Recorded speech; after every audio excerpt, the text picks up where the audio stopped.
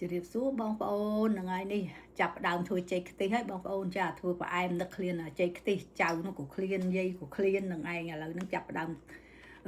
ផ្សំគ្រឿងហើយចាមានដូងហើយនឹងមានក្របសាគូមានស្ករត្នោតយើងមកពីស្រុកខ្មែរយើងបងប្អូនឈ្ងុយឆ្ងាញ់ណាកុំភ្លេចអាហ្នឹងចាហើយមានបិលមិនដាក់ច្រើនមកទេចាហ្នឹងហើយមានស្ករសយើងដាក់លាយគ្នាអញ្ចឹងណាចានឹងឯងឥឡូវដាំទឹកហើយមានសណ្ដែកខ្ញុំសណ្ដែកខៀវយើងហ៎ហ្នឹងឯងនេះយកទៅលីងឲ្យវាក្រហមល្អទៅហើយដល់នេះយើងលាងទឹកឲ្យច្រាស់ស្អាតមែនទែនទៅហើយដាក់ត្រាំទឹកមកសង្កត់ទុះអញ្ចឹងណាចាហ្នឹងឯងឲ្យវារីកចាលាងស្អាតហើយត្រាំទឹកឲ្យស្អាតឲ្យរីកហើយដល់ពេលរួចទៅយើងដាំទឹកហើយដល់ទឹកពុះយើងដាក់សណ្ដែកបងសណ្ដែកមុនគេព្រោះអីឲ្យវាផុយឆាប់ផុយចានឹងឯងហើយមានចេកនេះចេកបងប្អូននេះចេកកាត់រួចអស់ហើយចានឹងឯងហើយ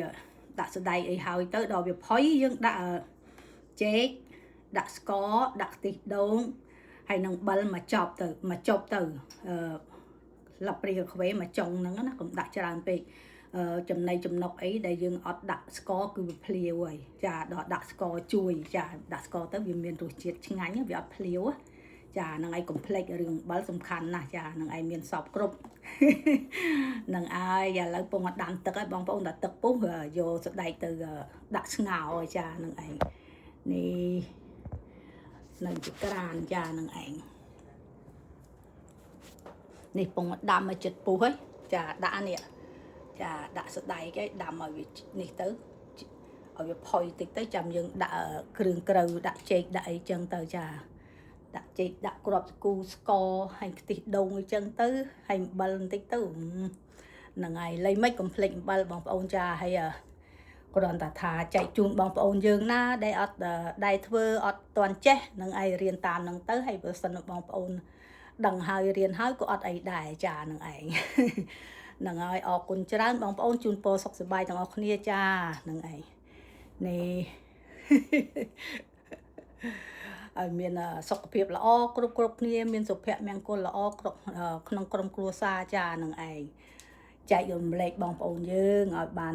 រៀនចេះធ្វើទាំងអស់គ្នាបងប្អូនណាក្មួយណាដែលថាមិនទាន់ចេះធ្វើហ្នឹងឯងរៀនតាមហ្នឹងទៅ